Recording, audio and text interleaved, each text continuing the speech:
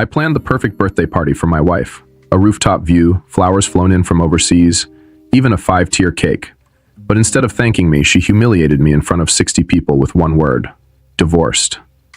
That night, I walked away, but what I did next turned my greatest humiliation into something no one expected. Have you ever faced a moment that forced you to choose between staying broken or rebuilding stronger? Share your thoughts below. Your story might inspire someone who needs to hear it today. I'm Michael Trent, 36 years old, and this is the story of how one humiliating night changed everything, and how I rebuilt a life no one could take from me again. Mike stood near the edge of the rooftop, the city lights glittering like scattered diamonds beyond the glass railing. Every detail of this night had been his doing, every decision made with her in mind. Chloe's 30th birthday had to be perfect, and he had spared no expense to make sure of it. The rooftop venue had been booked months ago, chosen for its breathtaking view of the skyline. The air smelled faintly of orchids, flown in from overseas because Chloe once mentioned they were her dream flowers. The 5-tier cake sat proudly on the table, chocolate and vanilla swirled together just the way she loved. A champagne tower shimmered under the string lights he had paid extra to have installed, each glass catching the glow like tiny stars. Mike adjusted his cufflinks, his eyes following Chloe as she laughed with their guest. She looked stunning in the dress they had picked together, her hair shining in the soft light, her smile as bright as ever. He felt proud, almost overwhelmed with it, thinking this was what marriage was meant to be. Making her happy, making her feel like the center of the universe. When Chloe stepped forward and grabbed the microphone, Mike's heart swelled, expecting her to thank him, or at least acknowledge what he had done. She raised her glass high, her smile dazzling, and began to speak. "To Damien Rivera," she said, her voice carrying over the hum of the crowd. "My guiding light, the one who's been there for me through everything." Damien Rivera. The name hung heavy in the air. Mike froze, his smile stiffening like plaster on his face. Damien was just a co-worker, someone Chloe had mentioned casually in passing. But the way she said his name now, soft, almost reverent, made Mike's chest tighten. The crowd clapped, murmuring approval, but Mike barely heard it. Chloe didn't even glance at him. Then she turned toward him, that familiar little smirk tugging at her lips, as if she were about to share an inside joke with the world. She held out a small gift bag, her eyes sparkling. "For you, honey," she said, loud enough for everyone to hear. Nervous laughter rippled through the guests. Mike reached for the bag, his hands slightly trembling. Inside was a folded black t-shirt, designer brand, expensive. Neat. He pulled it out, and there it was, bold and white against the black fabric. Dorsted. The room went silent for a second. Then a few awkward chuckles broke the stillness. Chloe grinned, clearly enjoying herself, as if this was the funniest thing in the world. Mike stood there, his fingers tightening around the fabric, his pulse thudding in his ears. 4 years of marriage, every late night he had worked to pay for their life, every sacrifice, and she thought this was a joke, worth sharing with 60 people. He didn't say a word. Slowly, deliberately, Mike set the bag down on the table beside the towering cake. From his pocket, he pulled out a small velvet box and opened it just enough for the gold Cartier bracelet to catch the light. He placed it on the table where everyone could see, a quiet statement louder than anything he could have shouted. Without looking at Chloe, without a single glance at the crowd, Mike turned and walked away. The night air was cold, almost sharp as he stepped outside. His tie loosened against the breeze, his footsteps echoing on the concrete. He clenched his fists, staring straight ahead. The word on that shirt burned into his mind. This wasn't just a bad joke, not just one thoughtless mistake. It was a declaration. And he knew, with a clarity that cut deep, that something between them had ended the moment she handed him that bag. Mike's breath still hung in the cold night air as he walked farther from the rooftop, but his mind had already slipped into the past. 4 years. 4 years of believing in her, of convincing himself she was worth every sacrifice. He remembered the first time he met Chloe like it had happened yesterday. She was vibrant, magnetic, the kind of woman who filled a room without trying. Her laugh carried like music, her ambition was sharp and unrelenting, and Mike had fallen for her instantly. She talked about dreams, traveling the world, building a name for herself in marketing, living a life that everyone else only wished they could have. Mike wasn't flashy like her, wasn't the type to crave attention, but he admired her energy. He thought they balanced each other, her spark and his steadiness. But from the start, there were cracks he didn't want to see. Chloe's friends never accepted him. Stephanie, Lauren, and Ela had rolled their eyes at his serious personality, whispering little jokes just loud enough for him to hear. They teased him for working too much, for not being fun like Damian Rivera, who popped up in conversations even then. Mike had smiled through it, telling himself they just needed time to warm up to him.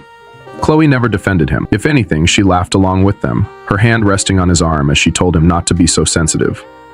"They're just joking," she'd say, always taking their side.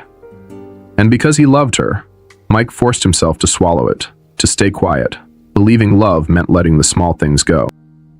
Those small things turned into years of compromise.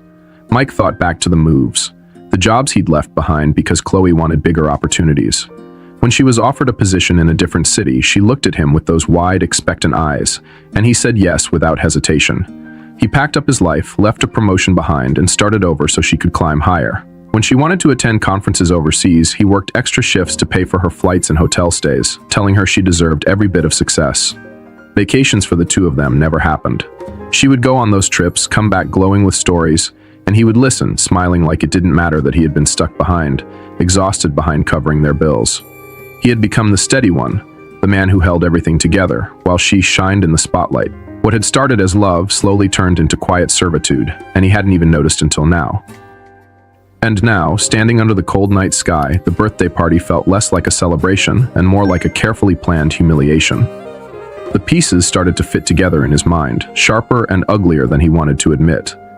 Chloe had insisted they take her SUV instead of his car, brushing off his suggestion to drive separately. "Why would we take two cars?" "Don't be ridiculous," she had said, laughing at him in front of Stephanie. She booked everything under her name, from the venue to the florist, as if he was just another guest rather than the man paying for it all. Even the smallest choices felt calculated. Her smirk when she handed him that gift bag hadn't been spontaneous, it had been practiced. She knew exactly what she was doing when she stood under those lights, toasting another man before pulling that shirt from the bag. Mike tightened his fists as the memories stacked together, each one cutting deeper than the last. This wasn't just a thoughtless joke or a bad decision made in the moment. It was deliberate. She wanted him humiliated. She wanted to show the world that Damian Rivera was her guiding light, not her husband. And she wanted to do it in front of every person they knew, laughing as if the destruction of their marriage was entertainment. For years, Mike had told himself love meant sacrifice, that choosing her over himself was the right thing to do. But as the word divorced burned again in his mind, he realized he hadn't been a partner in her life. He had been a prop, a reliable background character for her story. And tonight, she had made sure everyone knew it. Mike's shoes hit the pavement in a steady rhythm as he walked away from the rooftop, the night air sharp against his face. He didn't look back, didn't slow down, not even when his phone began buzzing in his pocket. At first, he ignored it, letting the vibration hum against his leg as he kept walking, each step pulling him farther from the sound of her laughter, the smell of orchids, and the word divorced seared into his mind. By the time he reached the parking garage, the buzzing had turned relentless. He glanced at the screen once, just long enough to see Chloe's name flashing again and again. 10 calls, then 20. By the time he pulled out of the garage, his phone was vibrating so much it slid across the passenger seat. He drove in silence, his hands tight around the wheel, the city lights streaking by. The calls kept stacking. 50, 90. When he finally parked outside his apartment, the screen glowed with a number that almost felt unreal. 157 missed calls. Mike stared at it for a long moment, his chest rising and falling, then pressed the power button until the screen went black. Silence filled the car, heavy and absolute. He leaned back against the seat, staring at the darkened screen, and for the first time in years, he let himself feel it all. The anger, the exhaustion, the weight of every sacrifice he had made for a woman who turned him into a punchline. It wasn't just about the shirt. It wasn't even about the party. It was everything before it. Every compromise. Every time he told himself love meant putting her first, no matter what it cost him. Tonight had stripped away the last excuse he had left. This marriage wasn't broken. It was over. And for the first time, he didn't want to fix it. He didn't sleep in his apartment that night. He couldn't. The place felt too full of her, too full of memories he no longer wanted to hold on to. Instead, he drove across town to Theo's building, a modest complex he had visited countless times before. Theo opened the door before Mike could knock twice, his expression shifting from confusion to quiet understanding in seconds. Without asking questions, Theo stepped aside, letting him in. The spare bedroom smelled faintly of old coffee and dust, but Mike didn't care. He collapsed onto the lumpy couch, staring at the ceiling as the room settled into darkness around him. He barely moved, barely thought. letting exhaustion drag him under. When sunlight crept through the blinds the next morning, Theo shuffled in with 2 steaming mugs of coffee. He handed one to Mike, sitting in a chair that creaked under his weight. "You don't come back from something like that," Theo said finally, his voice low and steady. "Not after what she did to you." Mike didn't answer right away. He held the mug, the heat biting into his palms, and stared at the floor. Theo was right. For years, Mike had been the man who bent over backwards for Chloe, who let her laugh at him with her friends, who kept trying to be enough for someone who never saw him as more than a convenience. That man was gone. He took a slow sip of the coffee, bitter and strong, and nodded. "I'm done," he said, his voice quieter than he expected, but certain. By noon, Mike had made his first real step toward leaving it all behind. He sat across from Clara Menz, a sharp-eyed divorce attorney whose small office felt more like a war room than a legal practice. She wasted no time on sympathy, flipping open a notebook as she studied him. "What's your goal here?" she asked, her pen poised, ready to write. Mike didn't hesitate. "Freedom," he said. "Not revenge, not money, not even closure. Just freedom." Clara gave him a single approving nod, like that answer told her everything she needed to know. For the next hour, Mike told her everything: the party, the shirt, Damien Rivera, the years of sacrifice that led to this. Clara's pen scratched across the paper, her face unreadable as she asked questions about finances, property, and how much of their life together he had paid for. By the time they were done, she had a plan. "We'll file quietly," she said. "You keep what's yours, she keeps what's hers. If she fights, we deal with it. No public mess."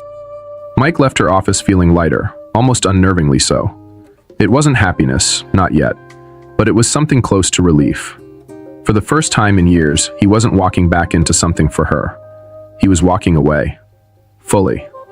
For good. Mike unlocked the apartment door with a steady hand, stepping into the space that once felt like a monument to Chloe. Everywhere he looked, there were reminders of her. Throw pillows she insisted on buying, framed prints of abstract art she claimed were sophisticated, and the soft beige blanket she picked because it photographed well for her social media posts. Standing in the middle of the living room, he felt the weight of it all pressing down. Without hesitation, he started stripping it away. The throw pillows went into a trash bag first, their bright, trendy patterns the exact opposite of what he liked. The blanket followed, tossed into the corner like an afterthought. By the time he was done, the room felt bare, almost empty, but it was his. Rearranging the furniture took most of the evening. He pushed the couch to the opposite wall, moved the small coffee table closer to the window, and set up a corner with a desk, a lamp, and a stack of notebooks. It wasn't perfect, but it was a start. A place for him, not her. The next morning, Mike laced up an old pair of running shoes. He hadn't run in years, not since college, but he needed to move. The first mile nearly broke him. His lungs burned, his legs felt like lead, and his breath came in ragged bursts. But he didn't stop. Mile after mile, he pushed harder, ignoring the ache in his chest and the sting in his calves. 6 miles became his routine, then 7, his body adjusting as his mind cleared. Each run felt like shedding another layer of the man who had waited for Chloe's approval, mile by mile leaving behind the version of himself who measured his worth by her happiness. At night, after long runs and simple dinners, Mike sat at the new desk and stared at a blank notebook. The silence of the apartment echoed around him, not lonely but strangely comforting. One evening, the words just started pouring out. He wrote about the party, the shirt, the 157 missed calls, and the quiet decision to walk away. It wasn't for anyone else at first, just for him. But the more he wrote, the more it turned into something else, a story of breaking free, of rebuilding. 2 weeks later, he typed it all up and posted it on a small blogging site, titling it simply 157 Missed Calls. By the next morning, the post had exploded. Comments flooded in, strangers sharing their own stories. "You helped me leave," one wrote. "I feel seen," said another. Mike read every message, stunned that his private pain resonated so deeply with others. He wrote again the next night, and again after that, each post gathering more readers. What had started as therapy was becoming something bigger, something alive. It was through the blog that Sasha and Omar found him. They were young, full of ideas but no direction, working on a local delivery app for small businesses. "We need help," Sasha said when they met at a diner downtown. Omar sat beside him, scribbling numbers on a napkin, hopeful but overwhelmed. Mike listened, sipped his coffee, and felt something spark. Helping them wasn't about money, it was about purpose. By the time they left that diner, Mike had promised to meet with them every week, helping with budgets, timelines, and strategy. That night, he pinned a photo of their startup's rough logo to his growing vision board, right next to pictures of Dubai and the house he dreamed of buying one day. For the first time in years, he felt like his life was moving forward, and every step was his own. Mike's office felt different these days. The hum of keyboards, the chatter of coworkers, the constant ping of incoming emails. All of it energized him instead of draining him. He arrived earlier than anyone, left later than most, and every project he touched seemed to turn into a success. Gregory, his boss, noticed immediately. One morning, Gregory stopped by his desk, folder in hand, and a grin plastered across his face. "You're on fire lately, Mike," he said. "Keep this up and we're talking promotions soon. Big accounts. Big money. You ready for that?" Mike nodded, his confidence steady. "I'm ready." Gregory clapped him on the shoulder and walked off, leaving Mike with a rare sense of pride. He wasn't just surviving anymore, he was excelling. Invitations started pouring in. First a local business seminar, then a panel discussion, and eventually a keynote spot at a regional conference. His name was being passed around, his story shared quietly in professional circles. For the first time, he felt like he wasn't defined by the mistakes of his past, but by the work he was doing now. Meanwhile, Chloe's world was crumbling piece by piece. He didn't search for updates, but mutual friends couldn't resist sharing them. Lisa called one evening, hesitant, almost apologetic, before spilling the latest news. "Damien quit," she said, "left the company out of nowhere. People are saying she's barely holding it together." Mike didn't respond, just listened as Lisa went on. Chloe had launched a podcast, something about women in leadership, but it had bombed spectacularly after just one episode. Viewers turned against her, comments were brutal, and her followers on social media started dropping fast. "She's not doing great," Lisa added quietly, like she expected him to feel sorry. But Mike only gave a short, calm reply. "I hope she figures it out." It wasn't anger or gloating, it was just the truth. Her downfall had nothing to do with him anymore. A week later, the letter came, handwritten, addressed in Chloe's familiar looping script. Mike sat at his desk, the late afternoon sunlight spilling across the page as he unfolded it. Her words were desperate, layered with guilt and nostalgia. She apologized over and over, said the birthday stunt was supposed to be a joke, said she missed him, that she hadn't realized how much she needed him until now. She wrote about the beach trip 2 years ago, about how good they used to be. Her tone shifted between begging and reminiscing, as if reminding him of better times would somehow undo everything. Mike read the letter once, his face unreadable, then folded it neatly in half and placed it in the drawer next to his passport and a few old photos. It wasn't anger that made him do it. It was acceptance. That chapter was closed. If Chloe's world was unraveling, Mike's was expanding in ways he never imagined. His blog had grown beyond anything he expected. Thousands of people were reading his posts now, leaving comments about how his words gave them strength. Sasha and Omar urged him to turn it into something bigger, something lasting. One evening at the diner where they always met, Sasha leaned forward, his laptop open to a page filled with ideas. "You need a brand," he said, "something people can rally around. Not just a blog, but a movement." Mike thought for a long moment, then said the word that had been sitting in the back of his mind for weeks. "Rebuilt." Sasha grinned. "Perfect." A week later, Mike slipped on a black t-shirt printed with one simple word in bold white: rebuilt. He caught his reflection in the apartment window, the word staring back at him like a declaration. It was quiet, powerful, and exactly the kind of response Chloe would never understand. She had tried to reduce his life to a single word on a cruel birthday gift. Now he wore his own word proudly, not as revenge, but as proof of what he had become. The rain came down in relentless sheets, hammering against the windows of Mike's apartment. He sat at his desk, scrolling through emails, the soft glow of the lamp reflecting off the vision board pinned on the wall beside him. Dubai, Sasha and Omar's startup. The word rebuilt in bold letters. His world was finally his own. Then came the knock, sharp, hurried, 3 quick raps that cut through the sound of the storm. Mike froze for a moment, his hand resting on the mouse. He wasn't expecting anyone. Slowly, he stood and walked to the door. When he opened it, Chloe stood there, drenched from head to toe. Her hair clung to her face, mascara running in dark streaks down her cheeks. She looked smaller somehow, her usual polished confidence stripped away by the rain. She hugged herself, shivering, her dress soaked through and sticking to her skin. "Can I come in?" she asked, her voice soft and unsteady.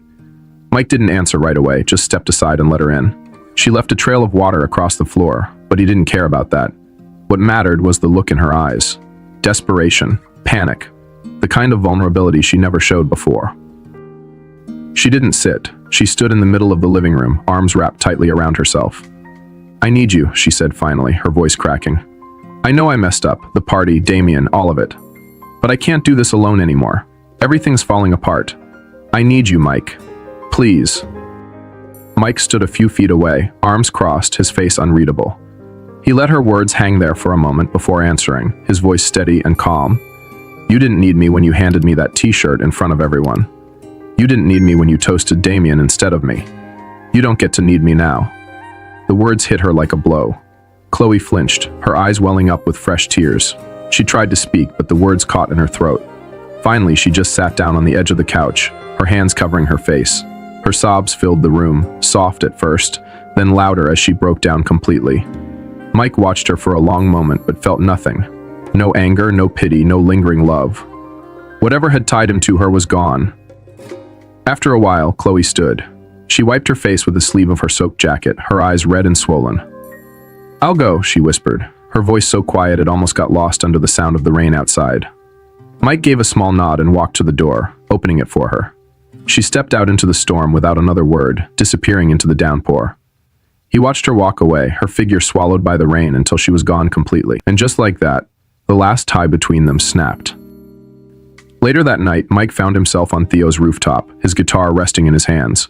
The rain had slowed to a drizzle, leaving the city below glistening under the streetlights. Theo sat beside him, tapping a soft rhythm on the railing as Mike strummed a slow, easy melody. They didn't talk about Chloe. They didn't need to. The music filled the silence, wrapping around them like a quiet shield. For the first time in years, Mike felt a peace he couldn't explain. It wasn't loud or triumphant. It was quiet, steady, and real. Chloe was truly gone, and in the stillness of the night, with the city lights glowing beneath him, Mike felt something he hadn't felt in a long time. Freedom. The lights of the Milan Conference Center glowed against the sleek steel walls, the low hum of the crowd filling the air. Mike stood backstage, adjusting the cuffs of his jacket. His name was printed in bold letters on the program, Mike Sanders rebuilding after betrayal. A year ago, he had been just another man blindsided by heartbreak. Now he was here, about to speak to a packed auditorium filled with entrepreneurs, executives, and people hungry for hope. The stage manager gave him a nod, and Mike took a steady breath, walking into the light. The applause hit him immediately, loud and genuine, a wave of energy that rolled through the room. He walked to the microphone, his shoes clicking against the polished stage floor. And, for a brief moment, memories flashed. The rooftop party, Chloe's smirk, the black t-shirt with divorced in bold white letters. He smiled slightly and began, his voice clear and strong. I once got a t-shirt that said, "Divorced," he said, letting the words hang for a moment. 5 minutes later, I took back my life. The crowd erupted, laughter and applause blending together. But Mike didn't pause. He launched into his story, not as a victim, but as a man who had rebuilt from the ground up. He talked about the 157 missed calls, the morning runs that had cleared his head, and the blog that had accidentally started a movement. He spoke about Sasha and Omar, about helping them turn an idea on a diner napkin into a thriving startup. He spoke about choosing to live for himself, not for someone else's approval. His words weren't rehearsed to sound perfect. They were honest, raw, and human. People leaned forward in their seats, nodding, some wiping their eyes. When he finished, the applause was louder than before, rolling through the hall like a storm. Dozens of hands went up for questions, but Mike simply gave a small nod of gratitude and stepped back, letting the moment breathe. This wasn't about proving anything to Chloe or anyone else. This was for the people who needed to hear that starting over wasn't just possible. It could be better than anything they left behind. The rebuilt brand had grown beyond anything Mike expected. What started as a single blog post called 157 Missed Calls had become a global community. The black rebuilt t-shirt was now a symbol of strength, worn by people who had clawed their way out of heartbreak and failure and built something new. Emails came in daily, stories of hope from people who had walked away from toxic relationships, bad jobs, or lives that no longer served them. Sasha and Omar's delivery app had taken off, earning its first round of major investment. Mike had increased his stake in it, mentoring other young entrepreneurs along the way. His mornings still started with runs, his vision board now crowded with new dreams. Seminars, startups, travel. The life he lived now wasn't just his own. It was inspiring thousands of others to do the same. Later that night, Mike sat in his hotel room, the Milan skyline stretching out beyond the glass. The city lights glittered, reflecting off his glass of water as he held it in his hand. He thought about the past year, the party, the rain-soaked night when Chloe had stood at his door, the quiet mornings that had slowly pieced him back together. He didn't hate her anymore. In fact, he barely thought about her at all. She was just a chapter in a book he had already finished. The man who had once waited for her approval no longer existed. He had been replaced by someone stronger, someone who knew his worth without needing it validated by anyone else. Mike took a sip, the cool water grounding him in the present. He glanced at his phone buzzing with messages from people who had been in the audience earlier. Comments poured in on his latest blog post, people sharing how they were walking through their own doors just as he had told them. He smiled faintly and set the phone aside, leaning back in his chair. The best revenge wasn't revenge at all, he thought. It wasn't proving Chloe wrong, or Damien, or any of the people who once doubted him. It was this: sitting in a hotel room halfway across the world, looking at a skyline that symbolized possibility, not pain. It was building a life so good, so full, that no one could ever touch it. He raised the glass slightly, almost like a toast to himself, and let the thought settle in. He was no longer the man who had stood frozen in humiliation under twinkling lights. He was someone entirely new. And this was only the beginning.